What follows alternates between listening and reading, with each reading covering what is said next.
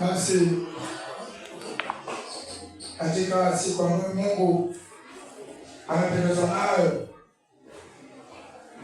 siku ya saba ambayo mwenyewe itakasa na kupumzika, tutaweza utangulizi wa neno lake, na kila mwanadamu apate kujachunguza au kujiangalia maisha yake, na huyu Mungu wa Abrahamu, Isaka na Yakobo, na neno lake ambaye amefanyika mwili, Yesu Kristo, na Roho Mtakatifu ambaye amewaachilia wale ambao wamepata kufunuliwa na kuamini katika amri na sheria na neno lake. Basi tutaomba kisha tutaingia katika maandiko.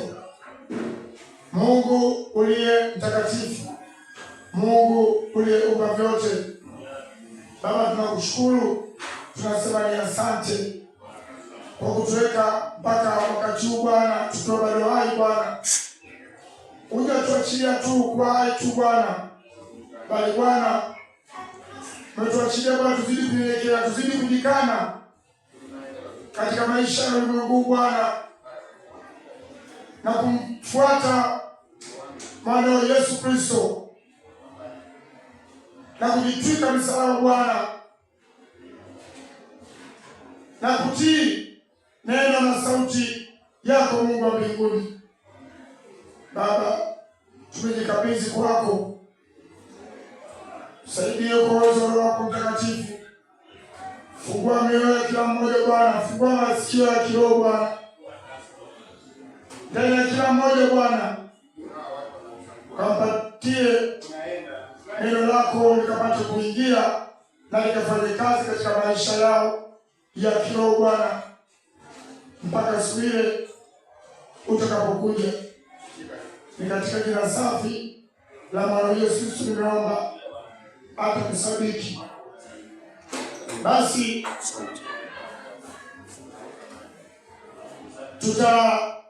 tutasoma neno la Mungu, lakini kabla tutasoma, tutafuatilia kwanza wale ambao waliokuwa na Yesu Kristo, ambao walimwona kwa macho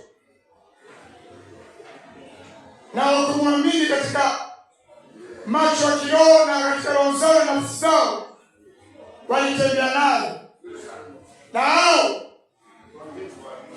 wakapata kuandika, ili mwanadamu yoyote ambaye wa kizazi cha sasa na kizazi kile na kizazi kile kipate kuamini kwamba hakika neno la Mungu,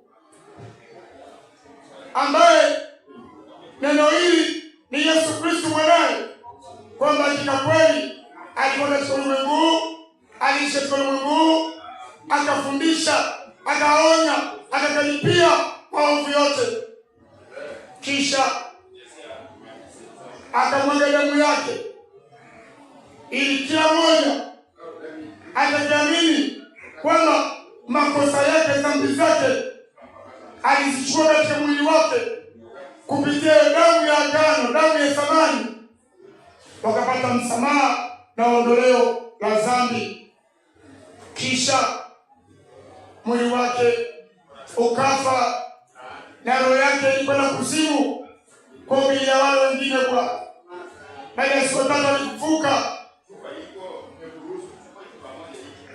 Alituahidi kwamba lazima atoke, kisha huyo Roho Mtakatifu apate kutujilia, apate kuja kwetu, kwa wale ambao waliomwamini Mungu wa kweli pekee na Yesu Kristo aliyemtuma. Sasa tunaongea, Yesu ameketi mkono wa kuume wa Baba akizidi kutuombea, lakini tunataka tujue, tusiwe na mashaka kuhusu hili neno la Mungu ambalo wewe na mimi tunalisikia kupitia watakatifu wake ambao walikuwa na Yesu waliandika. Kisha tutaendelea kusikia na kukubaliana na hili neno. Tafungua kwanza waraka wa kwanza wa Yohana hiyo moja. Tuangalie kwanza hii Biblia inaandikwa na akina nani na watu walipona nani, ili mimi na wewe na kizazi kinapozidi kuendelea kisiwe na shaka kuhusu neno la Biblia au neno la kusanyiko na vitabu vitakatifu vya Biblia. Ukishika Biblia unahakika kwamba hii ni neno la Mungu. Tumishi wa Mungu, msomaji, hebu soma waraka wa kwanza wa Yohana 1:1. Waraka wa kwanza wa Yohana 1:1. Ndiyo. Tunawajulisha lile lililokuweko tangu mwanzo, ndiyo, lile tulilolisikia, ambalo tumeliona kwa macho yetu, ambalo tumelitazama na kuligusa kwa mikono yetu, kuhusu neno la uzima. Amina. Asante msomaji. Sasa rudia tena ili twende polepole. Tunawajulisha lile neno lililokuweko. Huyu ni Yohana aliandika waraka, ni barua. Barua hizi anawaandikia wale ambao mimi na wewe tunaishi katika imani, lakini huyu Yohana aliishi katika imani na alimwona Yesu Kristo. Sasa anatujulisha mimi na wewe ili usiwe na mashaka yoyote kuhusu habari za Yesu Kristo. Endelea mtumishi. Tunawajulisha lile lililokuweko tangu mwanzo. Anatujulisha kwamba ile lililokuweko tangu mwanzo, lile tulilolisikia, lile ambalo walilisikia kwa Yesu Kristo, ambalo tumeliona kwa macho yetu, ambalo waliliona kwa macho haya ambayo mimi na wewe tuko nayo. Wao kina Yohana walimuona Yesu kwa macho haya ambayo mimi na wewe tuko nayo, ambalo tumelitazama na kuligusa, ambao walimtazama huyu Yesu Kristo, wakalisikia neno la Yesu Kristo, wakamgusa Yesu Kristo.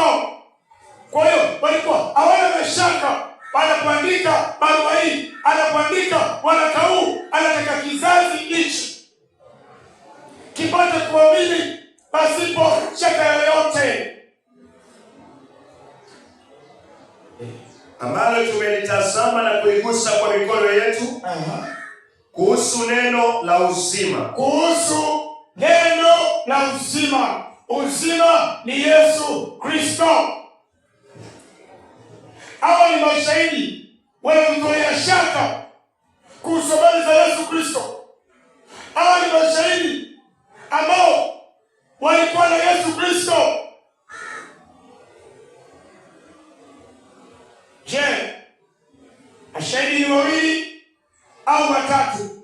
Hebu tumwangalie shahidi mwingine naye ambaye alikuwa na Yesu Kristo. Hii yote ni kutaka mimi na wewe tutoe mashaka, tutoe uoga, tutoe kutokuamini kuhusu neno la Mungu. Neno hili ni Yesu Kristo.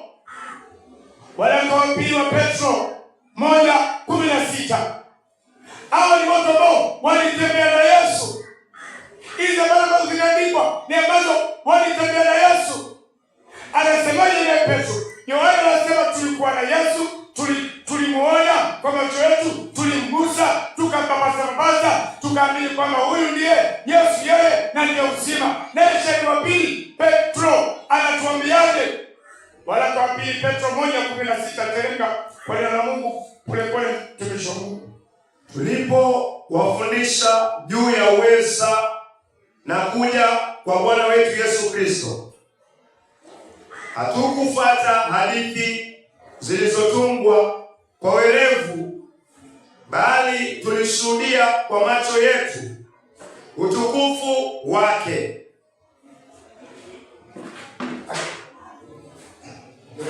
Waraka wa pili wa Petro 1:16. Anza tena hiyo 16. Kaza kwa utaratibu tulipowafundisha juu ya uweza na kuja kwa Bwana wetu Yesu Kristo. Huyu ni Petro na anatoa ushahidi wa pili. Anasema tulipowafundisha kuhusu ujio wa Bwana wetu Yesu Kristo, hatukufuata hadithi zilizotungwa kwa werevu. Petro anasema sisi hatukufuata hadithi, hatukufuata matukio, hatukufuata habari ambazo ziliandikwa sisi tukazifuata. Anasema hapana, sisi hatukufuata hadithi. Sisi tuna uhakika na huyu Yesu ambaye tunakupatia habari zake. Anaendelea kusemaje tena? Bali tulishuhudia kwa macho yetu. Petro anasema bali tulishuhudia kwa macho yetu utukufu wake. Utukufu wake. Maana alipewa hekima na utukufu. Maana alipewa hekima na utukufu kutoka kwa Mungu Baba. Kutoka kwa Mungu Baba. Sauti ilipomjilia katika utukufu mkuu kisema. Petro anasema habari hizi hatukupata hadithi za mtu. Yaani na uhakika. Petro anasema wewe ukisikia habari za neno la Biblia usiwe na shaka. Petro anasema tulisikia sauti. Maliza. Ilipojia katika utukufu mkuu ikisema. Ikisemaje? Anasema hii sauti Petro alisikia. Acha mimi na wewe. Petro aliandika, alafu ukaisoma, alafu wakati mwingine unaweza kuona kama ni neno tu, lakini Petro anatuhakikishia kwamba sauti hii yeye alisikia. Huyu ni mwanangu mpendwa. Sauti hii ilisema huyu ni mwanangu mpendwa. Huyu ni mwanangu mpendwa. Sauti ilisema huyu ambaye ni Yesu Kristo, ambaye ni uzima, ambaye ni kweli, ambaye ni njia ya kwenda kwa Baba. Sauti ilisema huyu ndiye mwanangu mpendwa. Mungu wa Abrahamu, Isaka na Yakobo anasema huyu ndiye mwanangu mpendwa. Petro habari hizi hakuzisoma. Petro habari hizi alisikia na sauti yake alisikia. Kwa hiyo hana shaka anapoandika neno hilo, hana shaka anapoandika habari hizo, hana shaka. Huyu ni mwanangu mpendwa wangu niliyependezwa naye. Huyu ni mwanangu mpendwa wangu niliyependezwa naye. Asante. Kwa hiyo hii neno la Biblia tunapata mashahidi wawili. Hii neno la Mungu tunapata mashahidi wawili. Ushahidi kutoka kwa barua ya waraka wa Yohana wa kwanza mstari wa kwanza anasema tulilipapasa, tuliliona kwa macho yetu. Hili ndilo ambalo tunaloliandika. Kwa nini nafanya? Kwa hiyo nilianza na hayo kwa uwezo wa Roho wa Mungu, ili wewe utakasikia na mwingine akasikia na mwingine akasikia, usitilie shaka. Neno lolote lililoandikwa ndani ya Biblia ni watumishi wa Mungu ambao Mungu alitembea nao. Waliona amali zake, waliona vile anatenda. Kwa hiyo usiwe na shaka, wewe amini kitabu hichi cha Biblia ambacho ni kitabu cha kweli kuliko vitabu vyote ulimwenguni. Vitabu vyote vinakopi tu kupitia Biblia, vinakopi tu. Lakini ukweli mambo, Biblia ni neno la Mungu na kitabu kikongwe, kitabu cha zamani katika historia, lakini ni kitabu kipya. Kwa hiyo nikapofunua ndani ya maisha yake ya kiroho, kile kwa kitabu kipya. Sasa tutaangalia wale ambao waliotembea na Yesu Kristo. Haijaisha. Tarehe 18 Asante mtumishi wa Mungu. Kwa maana Yesu alituma wawili. Alituma wawili kwa maana anajua wawili, mmoja kidogo akikafirika mwenzake anamuongoza. Sasa na Mungu alisema sio andiko. Sisi wenyewe tulisikia sauti hii. Sisi wenyewe tulisikia sauti hii ambao ilitoka mbinguni. Wakati tulipokuwa pamoja naye. Petro anasema wakati tulikuwa pamoja naye Yesu Kristo. Kwenye ule mlima mtakatifu. Petro anasema tulikuwa naye Yesu Kristo. Habari hizi tunazozeta si hadithi za kutungwa. Habari hizi tunazozeta si fotokopi, bali hizi ni za kweli na ni amina na utukufu ni kwa Mungu wa Abrahamu, Isaka na Yakobo, katika jina la Bwana Yesu Kristo. Na Roho wa Mungu ambaye anazidi kujifunua na kujidhihirisha kwa watu wake ambao watakaomwamini. Sasa tutapelekana Luka, ambaye Luka sasa alitembea na Yesu Kristo. Sasa ondoa shaka, huyu Luka yeye alitembea na Yesu Kristo. Tuangalie Luka anatuambia nini kuhusu habari za kweli. Sasa sikia na twende pamoja katika njia ya imani. Twende pamoja katika njia kana kwamba wewe tuko mahali hapo. Maana maandiko yanasema Yesu ni yule jana, leo na hata milele. Luka 19 mstari wa kwanza. Luka 19 mstari wa kwanza. Ndio. Huyu Luka yeye alitembea na Yesu. Kila Yesu anachokifanya anakiona. Kila tukio analofanya anakiona. Alafu na Mungu akavivia watumishi wake wanatembea nao, wakawa wanaandika, wana uhakika na hicho ambacho kimeandikwa. Kwa hiyo wewe una uhakika na hicho kilichoandikwa. Ukidharau ni shauri yako. Anza mwalimu. Luka 19 mstari wa kwanza. Ndio. Yesu akaingia Yeriko, naye alikuwa anapita katikati ya huo mji. Ndio. Tazama, palikuwa na mtu mmoja mkuu wa watoza ushuru, naye alikuwa tajiri, jina lake Zakayo. Yeye alikuwa akijitahidi kumwona Yesu ni mtu wa namna gani, lakini kutokana na umati mkubwa wa watu hakuweza, kwa sababu alikuwa mfupi wa kimo. Kwa hiyo akatangulia mbio mbele ya umati wa watu, akapanda juu ya mkuyu ili amwone Yesu, kwa sababu angeipitia njia ile. Yesu alipofika pale chini ya huo mkuyu, akatazama juu, akamwambia, Zakayo, shuka upesi, kwa maana leo nitakuwa mgeni nyumbani kwako. Amina.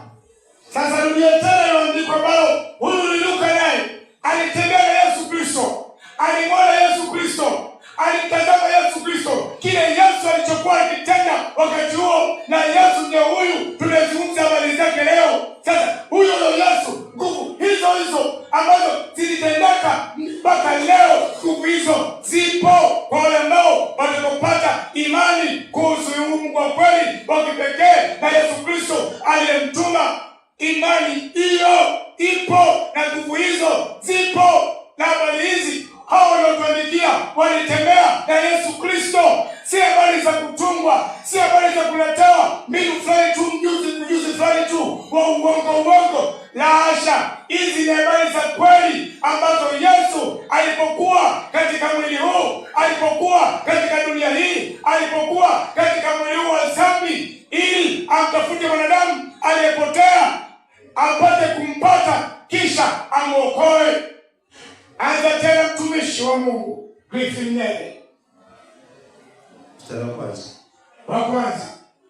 Luka 19 mstari wa kwanza. Ndio. Yesu akaingia Yeriko, naye alikuwa anapita katikati ya huo mji. Asante. Yesu alikuwa anapita Yeriko. Alipita katikati ya ule mji. Katikati ya ule mji. Hii Yeriko iko katika ulimwengu, katika taifa la Israeli. Yesu alitembea. Hakuna kitu Yesu hajui. Mwanadamu utajikwaza kwamba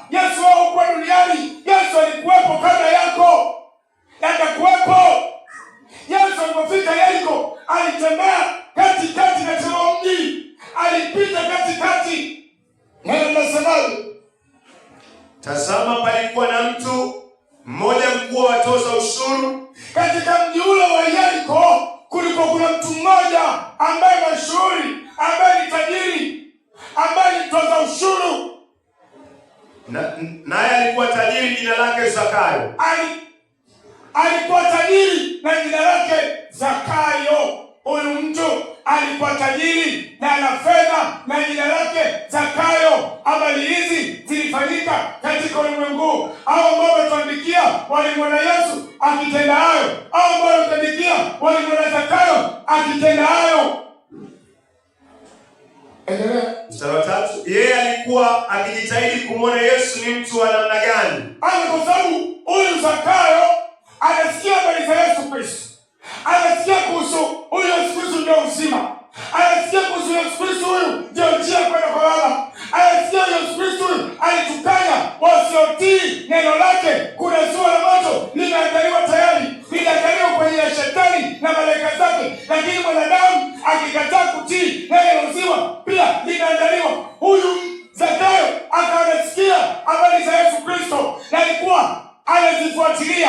Anasema huyu mtu atamwona hako vipi, anafanyaje huyu mtu, nataka nimwone. Lakini maandiko anasema yeye alikuwa mfupi. Endelea.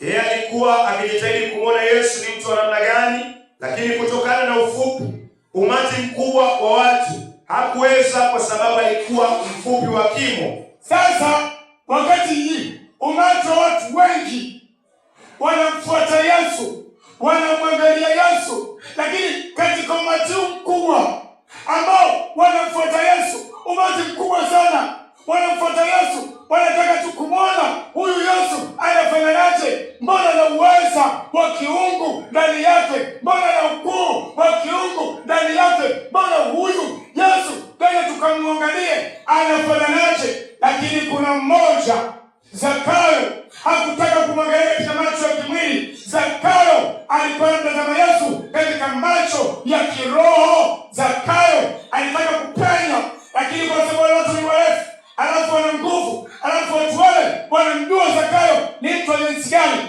Endelea na mbio tupate kuelewa zaidi. Kwa hiyo akatangulia mbio mbele umati wa watu. Zakayo akatangulia mbio. Watu wamekuwa wengi, hawezi kupita, wanambana. Akipita hivi ni mfupi, wanamzuia. Akipita hivi anaona hapana, muda utapotea, muda utapotea. Na Yesu ndio huyu, Yesu ndio huyu. Acha mimi leo nijitahidi nimwone. Na kama anapitia njia hii, akaangalia, aliona mbele kuna mti katika njia hiyo kwa Yesu anapitia. Kwa hiyo akatangulia mbio mbele ya umati wa watu, wakapanda juu ya mkuyu ili amwone Yesu, kwa sababu angeipitia njia ile. Alikuwa na hakika Zakayo kwamba Yesu anapitia njia hii, na alipofika pale akaona pana kuna mti hapa, na mti huu, kwa mti watu wafupi kupanda huwa kuna shida sana, na mtu ambaye mkubwa tajiri akatangulia mbele kabisa, akauona mkuyu, akaanza kunyoa kupanda. Jana mzima kupanda, anataka mjue Yesu zaidi katika macho na masikio ya kiroho. Si kumjua tu Yesu anapita, si kumjua tu Yesu wanamwona, si kumjua tu Yesu wanataka kusikia, bali alitaka kumwona huyu Yesu ambaye Yesu ndio uzima, ambaye Yesu mwili wake ulifanyika dhambi. Na mimi Zakayo maisha yangu ni ya dhambi. Huyu Yesu nimepata habari kwamba yeye ndiye anaondolea watu dhambi, anaweka kipatanisho kati ya Mungu na mwanadamu. Akasema hapana, muda ndio huu, nikiacha muda huu sitapata muda mwingine, acha nikimbie mpaka katika mti. Akapanda juu ya ule mti unaitwa mkuyu. Yesu, mstari wa 5, Yesu alipofika pale chini ya huyo mkuyu. Sasa Yesu, pamoja watu wengi wanamfuata Yesu, pamoja watu wengi wanamwangalia Yesu, watu wengi wanamtaka Yesu, lakini wanamwangalia Yesu katika macho ya kimwili. Wanamtamani Yesu katika ufahamu wa kibinadamu, wanamtamani Yesu katika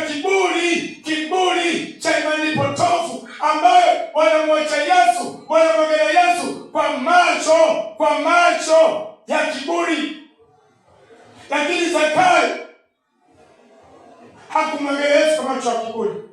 Aliona nafasi ili kukutana na Yesu Kristo. Yesu alipofika pale, endelea msomaji.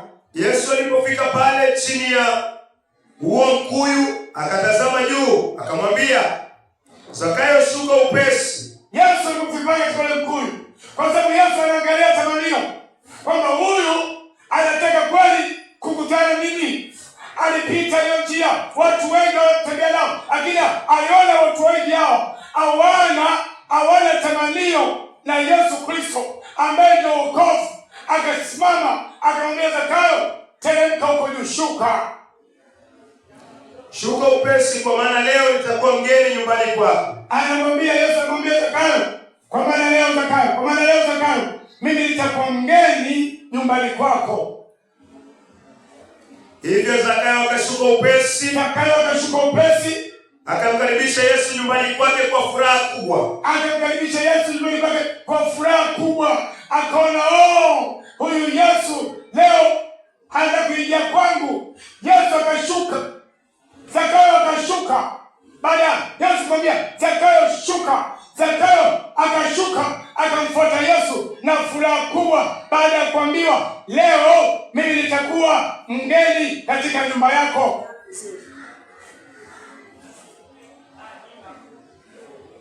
Mstari wa 7. Ndio. Watu wote waliona wakaanza kunung'unika wakisema, amekwenda kuwa mgeni wa mtu mwenye dhambi. Rudia tena hilo neno. Mstari wa 7, Luka 19:7. Watu wote waliona, watu wote wale umati wa watu wote walimwona Yesu anaingia kwa mtu ambaye mwenye dhambi. Wakaanza kunung'unika. Walinung'unika ndani ya mioyo yao. Hao watu walikuwa na haki zao binafsi. Walinung'unika ndani ya mioyo yao. Kwa sababu gani? Hawajamwamini Yesu Kristo, hawajampokea Yesu Kristo, lakini tu wanapenda kusikia habari za Yesu Kristo, lakini ndani ya mioyo yao wako mbali na huyu Yesu Kristo. Wakanung'unika kwa Yesu Kristo. Kwa nini anaingia kwa Zakayo ambaye ni mtu mwenye dhambi? Endelea. Luka 19 mstari wa 7. Watu wote waliona wakanung'unika. Ndio. Wakisema, amekwenda kuwa mgeni wa mtu mwenye dhambi. Asante. 8. Lakini Zakayo akasimama na kumwambia, Bwana, tulia mwanangu. Asante. Wakawa wanung'unika. Wanasema huyu Yesu anaingia katika mtu huyu mwenye dhambi. Huyu Yesu badala ya kuja kwetu sisi ambao tunaingia kwenye sinagogi, ambao sisi tunamjua Mungu, lakini anakwenda kwa mtu mwenye dhambi. Luka mpaka mstari wa 10. Kwa nini Yesu anaingia kwa watu wenye dhambi? Luka hiyo 19 kama mstari wa 10. Luka 19:10. Kwa maana mwana wa Adamu amekuja kutafuta na kuokoa. Kile kilichopotea. Sasa hao watu wananung'unika kuhusu habari za Yesu Kristo. Kwa nini anaingia kwa mtu mwenye dhambi? Kumbe Yesu alikuja kutafuta kile ambacho kilichopotea, na alishinda kwa Zakayo. Na Yesu aliposhinda kwa Zakayo, Yesu hakutaka kumbembeleza Zakayo, kwa sababu Yesu tangu mwanzo tulipokuja kutangazu ile 17, Yesu toka mwanzo isome. Sina shaka Yesu ndio mazungumzo yalikuwa kumezima, yalikuwa ndio haya kwa huyu mtoza ushuru Zakayo. Mathayo 4:17. Mathayo 4:17. Tangu wakati huo Yesu alianza kuhubiri akisema tubuni, kwa maana ufalme wa mbinguni umekaribia. Tangu wakati huo Yesu alianza kuhubiri akisema tubuni, kwa maana ufalme wa mbinguni umekaribia. Sasa Yesu alipokutana Zakayo hakumficha, alimwambia Zakayo utubu, kwa sababu ulimwengu wote, watu wote wanakujua wewe mtu mwenye dhambi, wanakujua. Lakini mimi Yesu nimekuja kukutafuta wewe mwenye dhambi, nimekuja kukutafuta wewe ambaye utaamua kwamba nimechoka na maisha ya dhambi, nimechoka na maisha ya kuzungumziwa na watu wa Yeriko, nimechoka. Leo Yesu, nakubali yale yote utakayoniambia. Hao watu ambao walikuwa wanamchukia Yesu, kwa sababu Yesu tangu mwanzo aliwaambia watu watubu. Yesu alikuwa anawatajia makosa yao, Yesu alikuwa anawatajia maovu yao, kwa sababu hao watu wengine hawajakubaliana na Yesu Kristo. Yohana 7:7. Tuangalie Yesu alikuwa anawakemea nini watu ambao hawaendi sawa na neno la Mungu. Alimkanya Zakayo. Yohana 7:7. Ulimwengu hauwezi kuwachukia ninyi, lakini unanichukia mimi, kwa sababu ninawashuhudia kwamba matendo yao ni maovu. Ulimwengu hauwezi kuwachukia ninyi, lakini unanichukia mimi, kwa sababu ninawashuhudia kwamba matendo yao ni maovu. Yesu anamwambia Zakayo, hao watu wananichukia mimi kwa sababu mimi nimewaambia maovu yao, nimewaambia makosa yao, wageuke, watubu, waachane na hizo hali zao, maisha ambayo mwanadamu anaishi nayo, maisha ambayo ni machafu, lakini bado anajiona yeye ni wa Yesu Kristo, maisha ambayo Yesu alikaripia maisha hayo, maisha hayo ambao wanaishi wao watu ambao wanasema Yesu ni Bwana. Marko 7:21.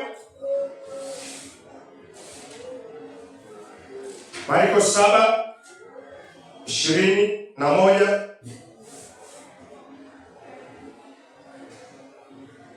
Kwa maana kutoka ndani ya moyo wa mtu kutoka mawazo mabaya, uasherati, wizi, uachi, uzinzi, tamaa mbaya, uovu, udanganyifu,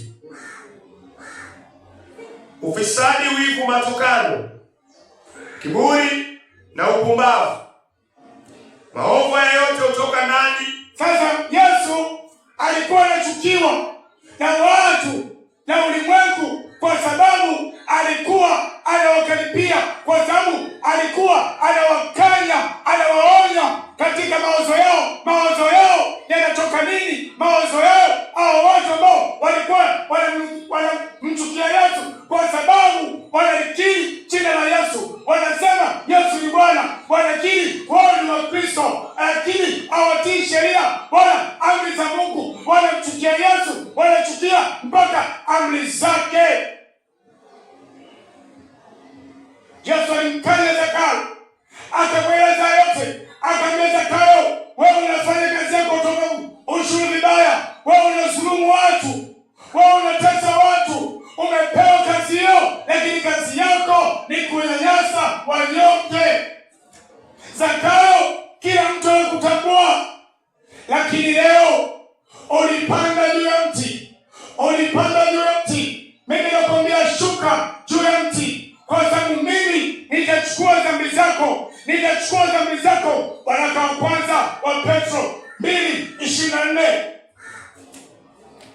Yesu alijifunua wazi kwa Zakayo kwamba pamoja na dhambi, pamoja na chukiwa, lakini mimi ulipanda juu ya mti kupitia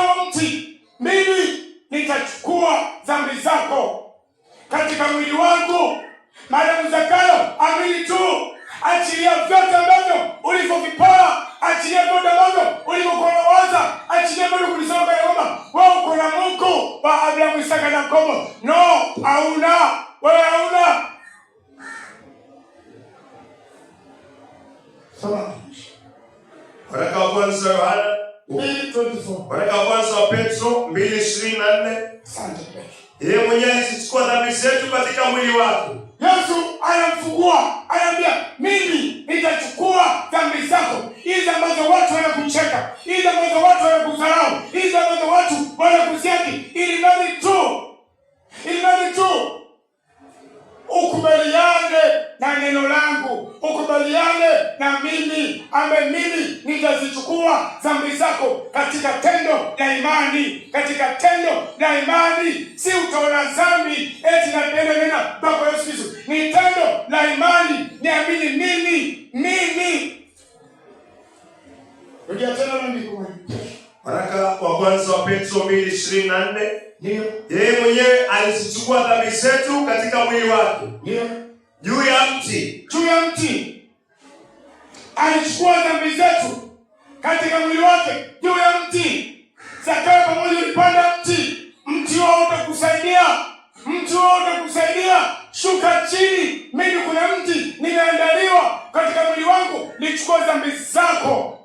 Wewe Zakayo, mstari wa 8, baada ya kusema neno lake, baada ya kuonyesha kwamba Yesu anaziwa la moto, kitabu cha Ufunuo 21:8 tumeshisoma. Lazima Zakayo ambiwe, Zakayo kuficha moyo wake, aliweka wazi kwa Yesu Kristo, na Yesu naye hakuficha, alimwambia hatari baada ya kutoka katika ulimwengu pasipo kuamini na kupata toba kikamilifu. Zakayo anaishi maisha yote, na Yesu anamwambia kuna ziwa la moto. Ufunuo 21:8. Lakini waoga, wasioamini, wachafu, wauaji, wazinzi, wachawi, waabudu sanamu pamoja na waongo wote, mahali pao ni katika ile ziwa liwakalo moto na kiberiti. Hii ndiyo mauti ya pili. Sasa Zakayo alionyesha ziwa la moto, alionyeshwa ziwa la moto vile lilivyokuwa baya, alionyeshwa ziwa la moto kwamba si zuri. Zakayo akaanza kuogopa, akaanza kujitia makosa yake, akaanza kujuta makosa yake, si katika majuto yaliyo ya kibinadamu wala ya kidunia, bali Zakayo alipata uzuri. Wakorintho wa pili mstari wake ni wa 7-10. Wakorintho wa pili chapter 7:10. Hii ndio uzuri ambayo Zakayo alipata. Wakorintho wa pili 7:10. Kwa maana huzuni ya kimungu huleta toba, iletayo wokovu na wala haina majuto, lakini huzuni ya kidunia husababisha mauti. Kwa maana huzuni ya kimungu huleta toba, iletayo wokovu. Asante. Zakayo alikuwa na huzuni ya kiungu, si huzuni ya kidunia. Alikuwa anachukia yale ambayo alikuwa anayatenda, Anasema Yesu, uliangamizwa katika mti, kumbe ndio wewe unachukua dhambi zangu katika mwili wako. Mwili wako huu uliandaliwa, ulifanywa dhambi kwa sababu yangu mimi. Kwa hiyo sitaacha nafasi hii. Alihuzunika katika huzuni ya kiungu. Yeye alikuwa anaona yale makosa yake, yeye alikuwa anaona asipopata huzuni ya kiungu, akifa kwenye ziwa la moto ataingia. Zakayo akawa anahuzunika, akawa anapata toba ya kiungu, toba ya kibiblia, si toba ya kiulimwengu. Tunatubu leo, kesho warudia tena kosa hilo hilo. Eti unasulumu leo, kesho warudia tena kuzimu pale pale. Siku ya Zakayo, siku yote yule ambaye atapata toba ya huzuni ya kiungu, kuona makosa yake, kuona maovu yake, kuona kutokuamini kwake, kusikia kutokuamini kwake. Zakayo nani anasema? Hiyo baada ya Zakayo kupata huzuni ya kiungu, baada ya Zakayo kuona hatari ya ziwa la moto, nafasi bado ako nayo kwa sababu ako na mwili, asili yake ni udongo. Akatumia nafasi ya kukutana na Yesu Kristo ambaye alikuwa na pita yako. Yesu anatafuta hitaji ya yule mwenye kuhitaji, na alikuja kwa watu. Mstari wa 8, Zakayo alifanyaje? Baada ya kupata huzuni ya kiungu. Luka 19 mstari wa 8. Ndio. Lakini Zakayo akasimama. Akasimama na kumwambia Bwana, tazama Bwana, sasa hivi nusu ya mali yangu ninawapa maskini, nami kama nimemdhulumu mtu yeyote kitu chochote, nitamrudishia mara 4 ya hicho kiwango. Hizi habari ambao wanatutangulia walisiona kwamba Zakayo anatubu katika toba ambayo ina huzuni ya kiungu, katika toba ambayo anaona akipoteza muda huu katika maisha haya ya kimwili, basi akifa ataingia kwenye ziwa la moto iwakalo milele.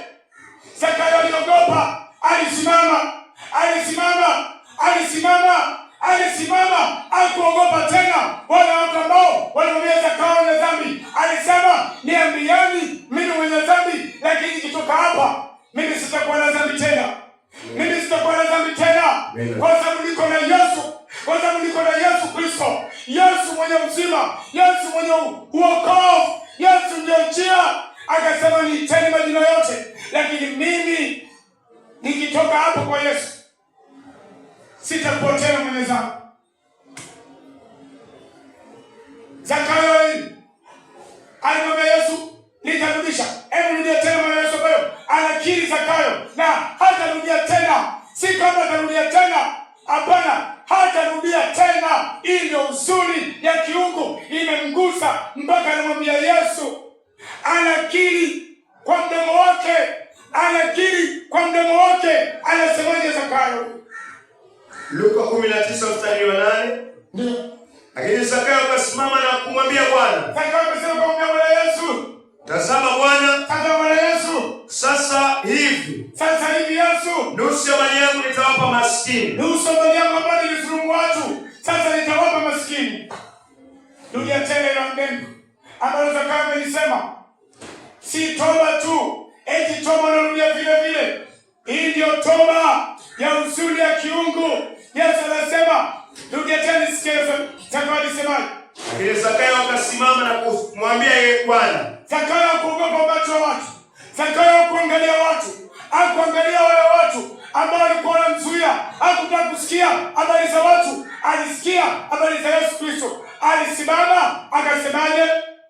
Tazama Bwana. Tazama na Yesu. Sasa hivi nusu ya mali yangu. Sasa hivi nusu ya mali yangu. Hii mali unayo, hii ya wizi. Hii utajiri unao, huu ni wizi. Sasa nusu ya mali yangu ninawapa maskini. Nitawapa maskini.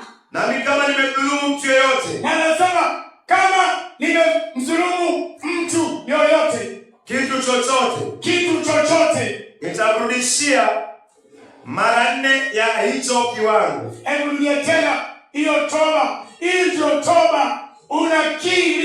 Unakiri, kila mtu anasikia. Unakiri, kila mtu anajua kwamba umekutana na mwana wa Mungu, umekutana na Yesu Kristo, umekutana na sauti ya Mungu, umekutana na uzima ambaye ni Yesu Kristo. Hakuogopa, hakuona haya ya kukiri mbele za watu, mbele za ulimwengu.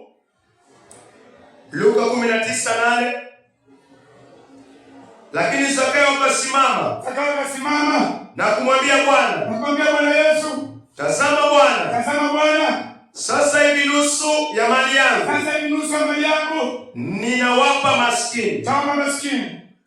Nami kama nimemdhulumu mtu yeyote, anasema nami kama nimedhulumu, anasikia uchungu, alizulumu watu.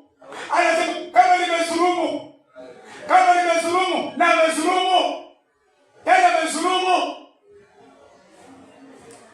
nami kama nimedhulumu mtu yeyote kitu chochote, nitamrudishia mara 4 ya hicho kiwango. Anasema nami kama nimedhulumu mtu,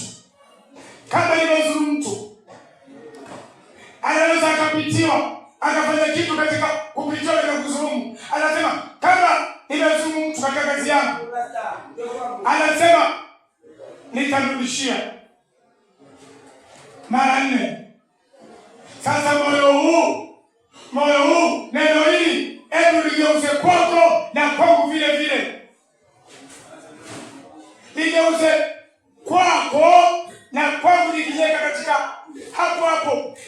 Ingawa kwa uwezo wa Roho Mungu nimeamini kazi ya Yesu, nimeamini yale yote Yesu aliyotenda, hata akanionyesha dhambi zangu, nikapata uzuri ya kiungu, nikalia kwa machozi, nikahuzunikia na maovu niliyofanya, mpaka nikapata mataimani ya damu ya Yesu Kristo, nikapata imani kuhusu mwili wa Yesu Kristo, mpaka kuamini, nikapata ufunuo ya kwamba dhambi zangu zote zimekwisha kwa kumwamini Yesu Kristo. Sasa nikujiweka tu, si kana kwamba niko kama wewe hivyo ambaye unasikia lakini hutaki kuamini. Nimeamini kwa uwezo wa Roho Mungu, nimeamini kwa uwezo na katika jina la Yesu Kristo, nimeamini kwa sababu Yesu alinifia sababu ya dhambi zangu. Mimi nakiri na naamini. Sasa je, wewe ambao unasikia, unaweza kuwa unaitwa jina zuri la Kikristo, unaweza kuitwa jina zuri la Kiislamu, lakini bado unaishi maisha machafu, lakini bado unaishi maisha yale machafu. Leo Yesu amesimama, anakwambia shuka, anakwambia teremka. Leo nataka nizungumze na wewe, teremka. Leo niko nyumbani kwako, nataka nizungumze na wewe. Wewe unajiita Mkristo, wewe unasema unaokoka, wewe unajiita Muislamu, unasema unaswali mara 5. Yesu anasema la, mimi ambaye ndio uzima, mimi ambaye ndio kweli, mimi ambaye ndio nakwenda kuandaa makao. Unajivunia kwa jina lako zuri la Kikristo, unajivunia kwa jina lako zuri la Kiislamu, lakini maisha yako yamejaa na chuki, maisha yako yamejaa na wadui. Unashika jiwe, unashika panga, unavunja nyumba za watu, unasema Zakayo shuka, Zakayo shuka, Zakayo must go. Kumbe Zakayo ni wewe. Ushuke katika panga lako uloshika, ushuke katika kuvunja maduka ya watu, ushuke katika kwenda chuki. Wewe ndio Zakayo, wewe ndio Zakayo. Yesu anakuhitaji. Wewe ndio Zakayo. Wewe unajiita kwamba mimi ndio kizazi hichi, kwa mimi ndio kizazi hichi, mimi nataka maisha haya. Geuza moyo wako, shuka, mwamini Yesu Kristo. Yeye ndio uzima, yeye ndio kweli. Usiishi maisha ya Kristo uongo ndani yako. Alafu nasema Bwana Yesu asifiwe, na ukoona mapepo. Eti Bwana Yesu asifiwe, na uone mapepo. Huyu wanataja mambo machafu sana bwana. Wanataja mipira kulemeana, wanataja siku usherati. Watu hapana bwana. Yesu alitaja hayo. Yesu alizungumza kila aina ya uovu, hakuficha. Wewe leo unajificha na uovu, alafu unasema Yesu asifiwe. Wewe uko na pepo, na pepo lolote lile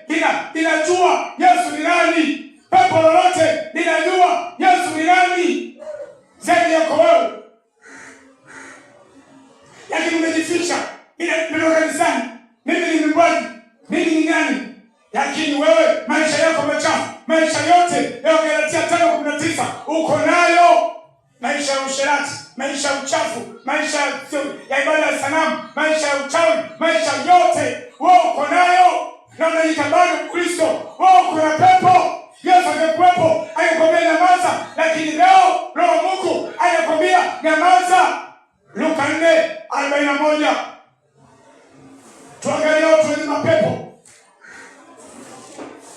ambao wanasema Bwana Yesu asifiwe. Leo ni msherati mkubwa. Bwana Yesu asifiwe. Unatumia pia kwenye meyano, unakataa kuzaa, unapenda ngono kama umbwa, lakini utaki kutubu hiyo. Alafu Bwana Yesu asifiwe. Hebu sikiliza Yesu alisema nini kwa wale ambao anasema Yesu asifiwe. Hawa ni nani? Luka 4:41. Luka 4:41. Pepo wachafu pia wakawatoka watu wengi. Pepo wachafu pia waliotoka watu wengi. Watu wengi walikuwa na mapepo. Haya mapepo yalikuwa yanasemaje? Na walipokuwa wakitoka wakapiga kelele wakisema. Na wale mapepo yalipokuwa yakitaka kutoka, bado yako ndani ya mwanadamu ambaye anasema anaokoka, ambaye anasema Yesu ni Bwana, ambaye anasema yeye ni wa Yesu. Kumbe huyu anasema Bwana Yesu asifiwe, mimi ni Kristo. Kumbe anasema hivyo si yeye bali ni pepo. Yesu alifanyaje? Pepo wachafu pia wakawatoka watu wengi, nao walipokuwa wakitoka wakapiga kelele wakisema, wewe ni mwana wa Mungu. Wanasema mapepo wakajaja kutoka mwanadamu, yanasema wewe ni mwana wa Mungu. Mapepo yanajua kwamba ni mwana wa Mungu, lakini mapepo, Yesu aliwaambiaje? Mapepo ambaye yuko ndani yako wewe, ambaye unapenda usherati, unapenda uzinzi, unapenda uongo, unavunja amri ya Mungu, unakataa amri ya Mungu, unasema zile vitu na wakati unajitengenezea sanamu ya siku yako, wewe una mapepo. Yesu anakuombeaje? Pamoja mapepo yalimwita Yesu mwana wa Mungu, wewe vile vile unaweza kumwita Yesu mwana wa Mungu, lakini ndani yako kuna mapepo. Yesu aliwaambiaje mapepo? Lakini Yesu akakemea na kuwazuia wasiseme, kwa maana walimjua kuwa yeye ni Kristo. Rudia tena maandiko. Yesu alifanyaje baada ya kupambana na mapepo? Yesu mwana wa Mungu. Lakini Yesu akawakemea na kuwazuia wasiseme. Lakini Yesu aliwakemea. Kwa hiyo wewe mwanadamu, wewe unajiita Mkristo, wewe unajiita Muislamu, wewe unajiita wale yote, wewe ambaye uko kanisani au uko msikitini, wewe maisha ya kazi zako, maisha ya ubinafsi wako, maisha ya chuki ndani ya moyo wako, unasema mpendwa, Bwana Yesu asifiwe. Yesu anamsema nyamaza kimya. Hilo ni pepo. Maana wale wote wanasema Yesu asifiwe, wamekiri, wameona makosa yao, wameacha, wameendelea katika maisha ya mataua ya kitakatifu, na wanazidi kunyenyekea, na wanazidi kujikana wakimfuata Yesu na kubeba msalaba yao. Wewe ni nani ambaye unasema umeokoka? Wewe ni nani ambaye unasema Yesu ni Bwana? Maisha yako machafu bado yako pale pale, bado uko nayo. Leo Yesu amesimama mahali hapa. Leo Yesu alisimama Yeriko. Yesu ni yule yule jana, leo na hata milele. Anasimama kwako, anakwambia mtoto wangu, shuka, mimi nimekuja kutafuta kilichopotea. Mimi nimekuja kutafuta wenye dhambi, ili madhambi yako au makosa yako ambayo uko nayo. Yesu anasema hayo nipe mimi mwanangu, usipoteze muda, nitaweka katika mwili wangu, nitapeleka juu ya mti. Wafanya nini wewe? Wafanya nini wewe? Unaona kesho bado utakuwepo? Unaona bado kesho inakuwepo. Yesu anataka utubu. Mungu wa mbinguni alituma Yesu watu watubu. Acha kiburi chako au na chako wewe. Wakati wote Mungu anachukua pumzi yako, na hiyo shughuli ambazo unazifanya zitaendelea. Yesu anataka watu watubu. Inawezekana hata mwingine unasikia, unataka kujua huyu ni nani, au imefanyika vipi. Acha nikwambie, kama una moyo wa kutaka kujua eti ni nani, kwa sababu umemzoea mchungaji wako, toa kiburi, heshimu yoyote ule ambaye ametubu kikamilifu, ametubu na kuacha dhambi zake zote na kupata imani kwamba Yesu alichukua dhambi zake na katika mwili wake alipeleka juu ya mti, na dhambi zetu zilihukumiwa katika mwili wa Yesu Kristo. Unaweza kuwa na moyo kiburi, ukawa unasikia na madharau, mimi nimemzoea mchungaji wangu, mimi nimemzoea pasta wangu, au wengine. No. Ule ushauri Mungu anapeana. Ukikataa shauri yako, labda kuna macho ya binadamu unaangalia, hakuna. Angalia Mungu kwa macho ya kiroho. Kitabu cha Zaburi 14:6, kwa yule ambaye atakuwa anataka kupata ushauri wa kuwa na neno la Mungu kupitia ambaye yule Mungu anamtumia, aya yote yule kikweli na kikamilifu. Zaburi 14:6, kwa yule ambaye anajionea ni bora, kwa yule ambaye anajionea ni bora, kanisa la kwetu, ushirika wetu, pasta wangu ndio ningefanya hivi, lakini wengine mimi sitaki kujua. Mungu anataka ujue kwamba huyu mtu ako na nani. Zaburi 14:6, nyinyi watenda mabaya mnakwisha mipango ya maskini, bali Bwana kimbilio lao. Nyinyi watenda mabaya mnakwamisha mipango ya maskini, bali Bwana ni kimbilio lao. Rudia tena ile andiko. Zaburi 14:6. Ndio. Nyinyi watenda mabaya mnakwamisha mipango ya maskini, bali Bwana ni kimbilio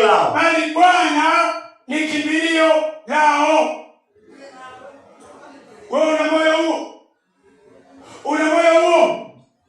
wa kudharau watumishi wa Mungu, wa kweli? Je, una moyo wa kuinuka, wa kujiona ni bora kuliko mwingine? Una moyo huo? Yesu anasema katika kitabu cha Mathayo 4:17, tangia wakati huo Yesu anaweza kuhubiri watu watubu, ufalme wa mbinguni umekaribia. Watu watubu. Toba haikuanza leo. Toba haikuanza hivi unavyofikiria. Toba ilianza toka mwanzo, kitabu cha Ezekiel 18:30 na 31. Maana ya toba ni nini? Semaji tupatie neno. Usikae tu unapoteza time. Usikae tu ukaone kesho yako. Toka ulipozaliwa mpaka jana. Hebu fuatilia ni watu wangapi wametoka duniani. Unaweza kusikia hivi, ekaendelea kupuzaji. Wewe vile siku yako ipo, mimi vile siku yangu ipo, lakini je, utakufa ukiwa mtoto wa nani? Mtoto wa Mungu au wa shetani? Jiulize. Usikae tu katika kusanyiko la kanisa. Usikae katika sinagogi tu ukasema neno Mungu, lakini maisha yako hayafanani na huyu Mungu. Yesu alimwambia Zakayo, shuka na utubu. Ezekiel 18:30.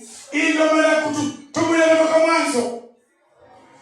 Kwa hiyo nyumba ya Israeli, nitahukumu kila mmoja sawasawa na njia zake. Nitahukumu sawasawa kila mmoja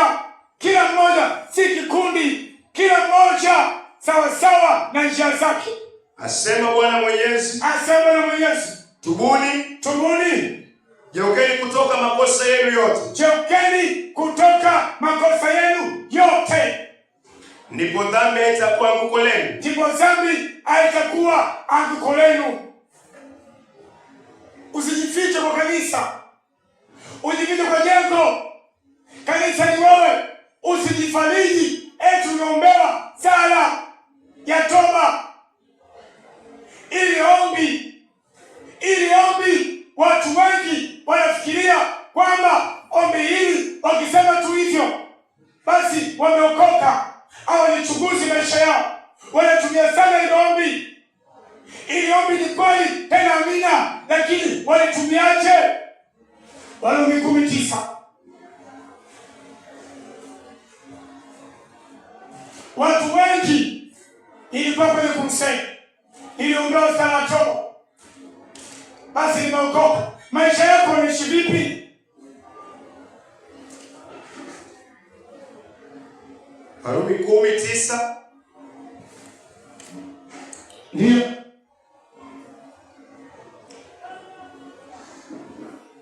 Kwa sababu kama ukinikiri kwa kinywa chako.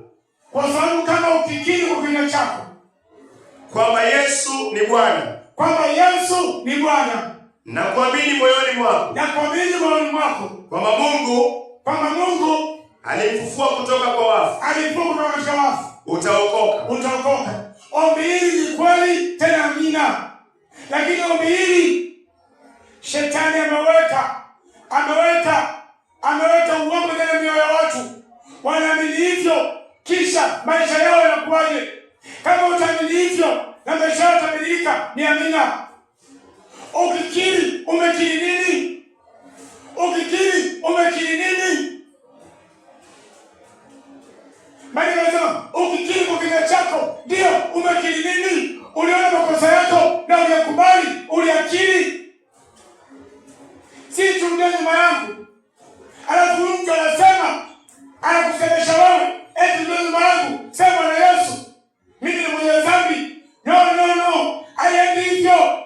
Andiko linasema ukikiri kwenye chako wewe mwenyewe ukiri kama Zakayo alipokiri mwenyewe. Mimi nimeokoka, nimeomba sala toba. Anasema kaka Bwana amefufua kutoka katika wafu. Bwana kama unaamini kwamba kweli Bwana amefufua kutoka katika wafu, je, kweli unaamini kwamba kweli Yesu alikufa kwa ajili yako? Unaamini? Na kama unaamini, unaishi maisha gani? Jichunguze.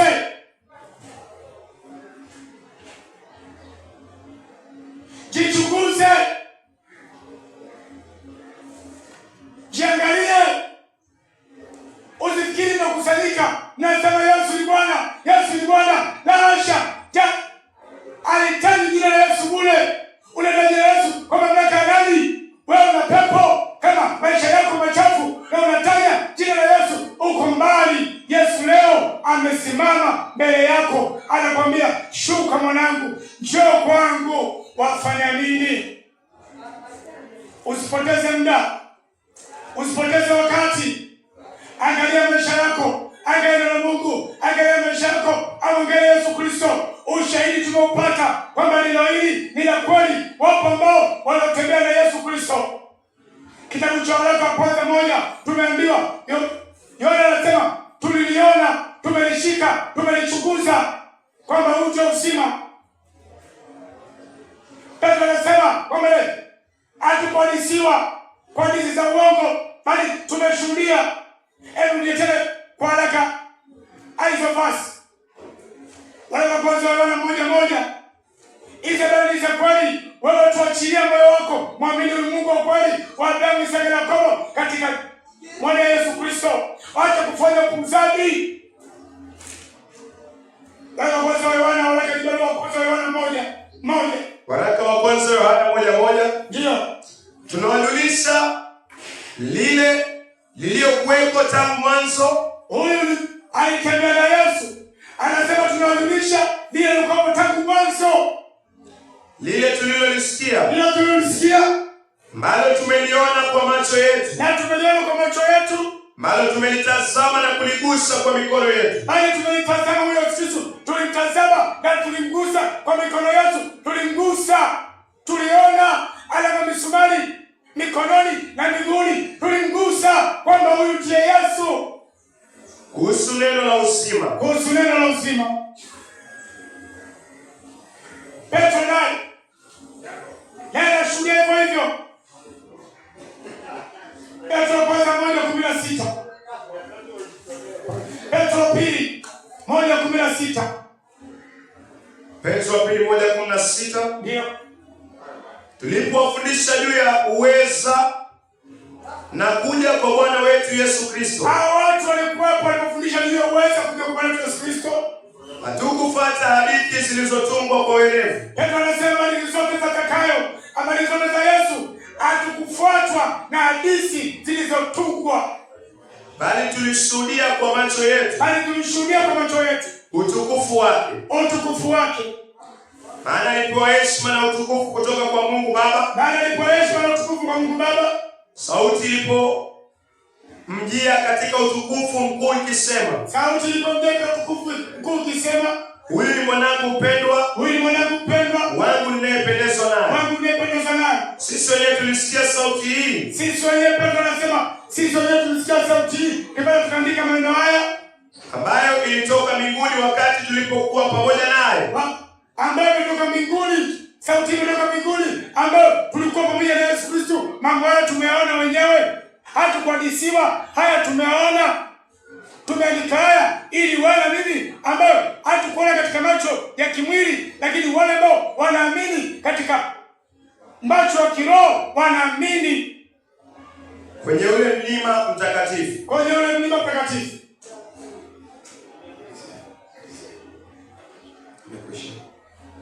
Sasa wangoja nini ndugu yangu? Wewe unajiita Kristo, umeokoka, Yesu ni Bwana. Wewe unajiita Muislamu, unasema mimi hapana, mimi na imani yangu.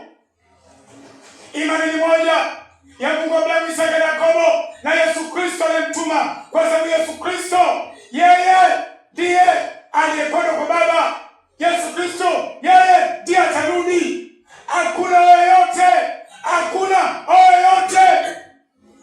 Yesu anataka watu watubu, watu wajiweke tayari. Usisimame katika toba. Kuna hatua inaendelea ya kuamini yale Yesu aliyokutendea. Yesu atarudi. Na kama hajarudi, wewe pia umauti utakupata. Wangoja nini? Ushahidi wa Yesu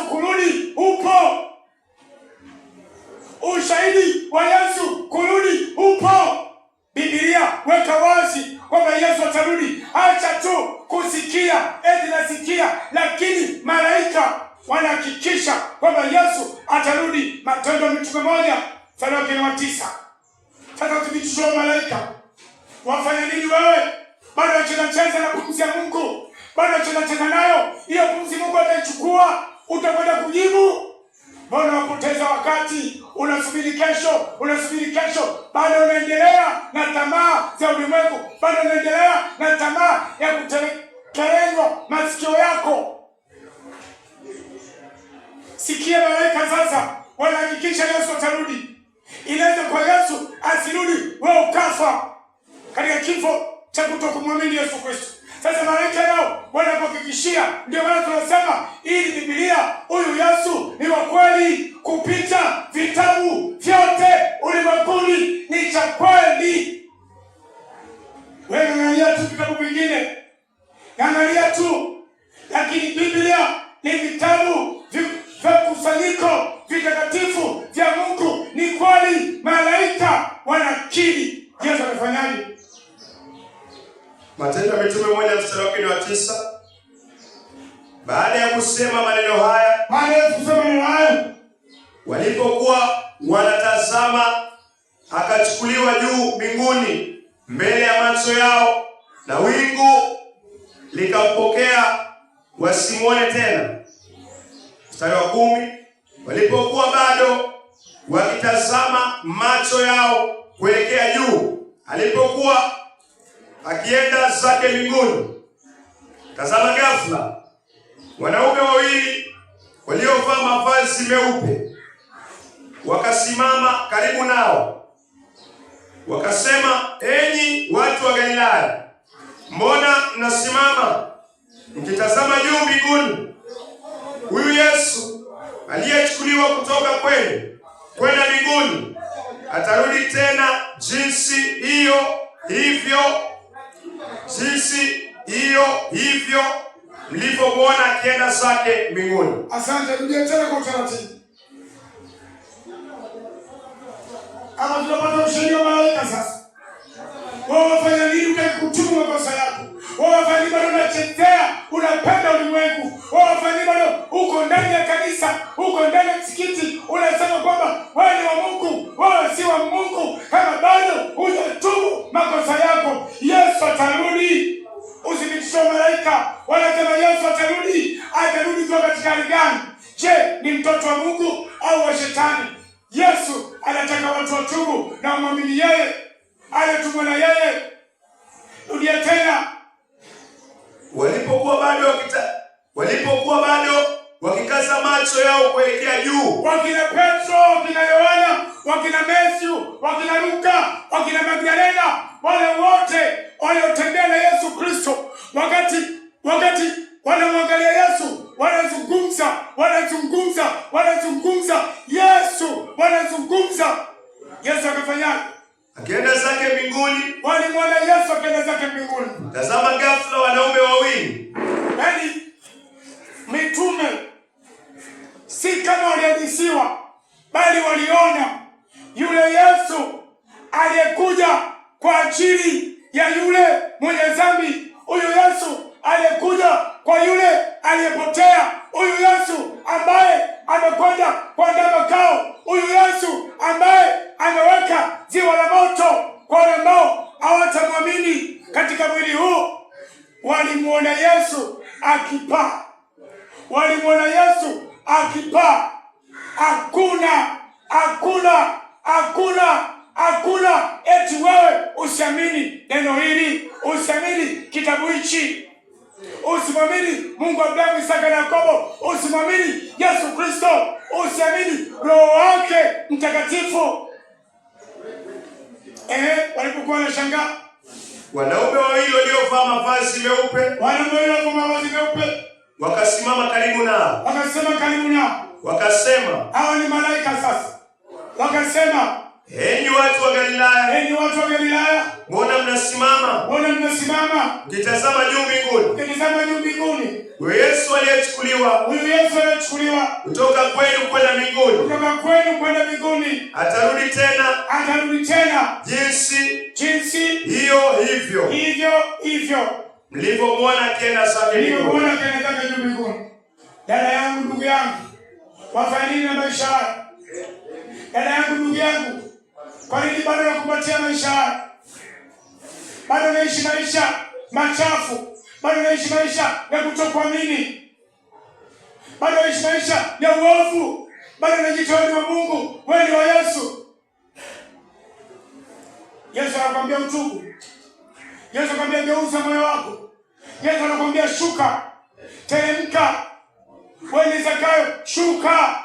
Leo hii nataka kuzungumza na wewe ambaye watu wote wanakukataa, familia inakukataa, ndugu zako wanakukataa, hata nafsi yako mwenyewe na roho yako mwenyewe inakukataa. Unaishi maisha machafu kwa sababu umekataa kutii sauti ya Mungu kupitia mwanae Yesu Kristo. Yesu anakuambia shuka, leo hii niko mgeni wako. Wafanya nini ndugu yangu? Wafanya nini yangu? Wafanya nini mzee? Wafanya nini mchungaji ambaye ulikuwa unaamini ukiomba tuombe hilo na Warumi 10:9 unaambia watu wameokoka? La hasha, hilo andiko lichunguze vizuri. Acha na Mungu akufunulie kuhusu kukiri na kuamini kufufuka kwa Yesu Kristo. Kwa Mungu alifufua, si andiko tu. Jichunguze Hao ambao unaomba ombi hilo, maisha yao mbona yanaenda vipi? Maisha machafu, alafu unakwenda unabatiza. Tujichunguze na neno la Mungu. Jichunguze maisha yako. Yesu anataka watu watubu. Yesu anataka muamini. Tuamini na tuombe. Mungu wa Abrahamu, Mungu wa Isaka, Mungu wa Yakobo, sifa na utukufu ni zako Bwana. Asante kwa neno lako. Asante kwa kuwa Bwana tumeanza nawe kuhusiana na maisha ya Zakayo Bwana. Na hata kwa rehema, neema yako Bwana tulipata kuona jinsi Zakayo alikutana na Yesu Kristo. Kuna jinsi Zakayo alikuwa mfupi wa kimo Bwana, alikuwa na mapungufu. Lakini Zakayo alikuwa mtu Bwana wa juhudi katika moyo. Mungu alikuwa anamsukuma Zakayo ili aweze kumwona Yesu Kristo ni mtu wa namna gani Bwana. Mungu anasema unapendezwa na moyo ambao unataka kumtafuta Yesu Kristo, lakini moyo Bwana uliozubaa katika dhambi zake. Moyo uliotosheka Bwana katika maisha machafu Bwana, huna chochote cha kushughulikia na moyo huo Bwana. Na mtu yote asijidanganye Bwana, akiwa katika moyo ambao umetulia katika maovu, moyo ambao uko na wepesi, asitarajie chochote kutoka kwako Bwana. Sababu Mungu upendezwa na moyo mwenye dhihaka, moyo ambao hautafuti ukweli wako, moyo ambao Bwana haugeuki kutoka kwa maovu, hata dhamira zinaposhuhudia kwamba huu ni uovu, lakini mtu bado anaendelea katika njia hizo Bwana. Mungu anasema unampatia rehema yule ambaye anakiri dhambi zake na kuachana nazo, lakini yule Bwana ambaye anajua dhambi zake, hata wenda anazikiri lakini bado anaziweka kwa moyo, nasema utamhukumu huyo Bwana. Mungu asante kwa yote na hata kwa vyote Bwana. Asante hata kwa aliyenena Bwana, msaidie hata wale waliosikia Bwana. Kwa jina la Yesu Kristo tumeomba na tukiamini. Amina. So, ningependa